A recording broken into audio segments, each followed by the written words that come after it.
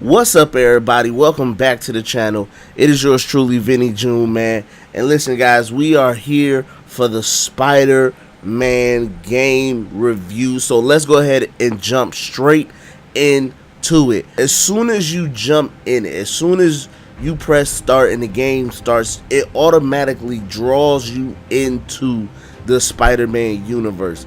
I can only say that as soon as Spider-Man jumps out the window, as soon as you get the web slinging, it automatically makes you feel like you're Spider-Man. There was no greater feeling than webbing through the city and hitting perfect moves, perfect turns, perfect angles, and seeing Spider-Man actually come to life on my TV screen.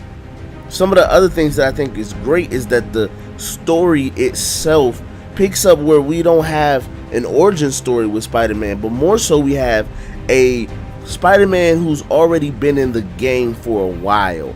He's been doing this for maybe about 4 years or so, and you already have this experienced Spider-Man, this confident Spider-Man, but you also have a Peter Parker who is sort of still finding himself. So you have two different characters within one, an already established hero but a still developing man. And I think it's so cool but there are so many great opportunities to play as other people outside of just Spider-Man. So it kind of gives the game a diversity of players, but at the same time also offers you challenging villains, challenging bosses, challenging thugs, and other people you have to face throughout the game regularly.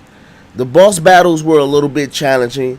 The very first one that I had to take on really had me fighting for Spider-Man's life. I mean, I really had to do it more than one time. And when I finally beat it, it really felt fulfilling because I had to honestly think about how to win the boss battle. Some may say they're a little bit repetitive. Some may say that there's no real difference between the boss battles. But I actually enjoy trying to figure out ways to beat each boss differently with Spider-Man's abilities. That's another thing that I like.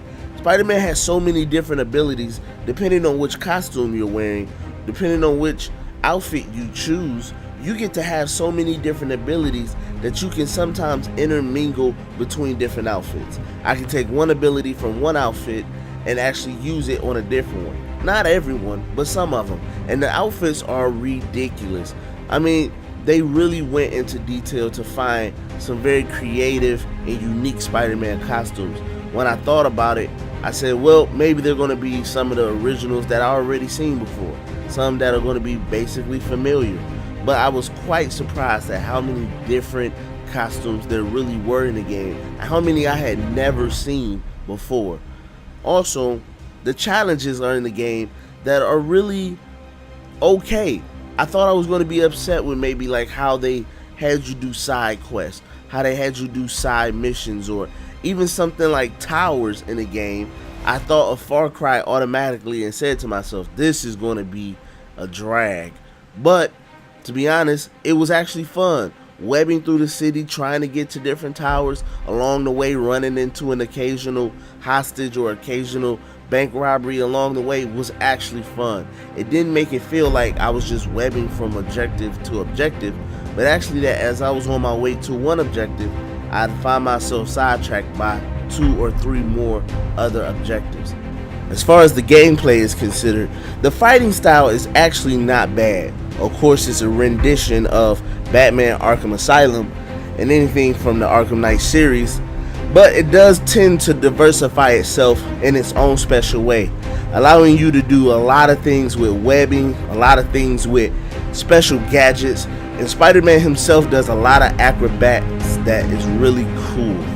The moves can sometimes, and the animations can be a little bit repetitive once you've played the game for a couple hours, but it still doesn't stop you from enjoying seeing him pull it off successfully, especially when you can pull off some of the more difficult moves in the game. The city looks amazing. The game really looks great. And even if it's on a PS4, a PS4 Pro, you really get to see how strong they developed this game. The lighting is wonderful. The textures are wonderful. and there's not a lot you can say bad about how this game looks, design or graphic wise, at all. Well, guys, I enjoyed this game, and I think it is definitely a buy.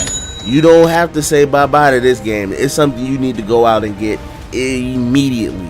And if you are like me and you're a huge Marvel fan, superhero fan, or maybe even just a Spider-Man fan, you are going to be looking to the future and saying, hey, can they do other superhero games just like this?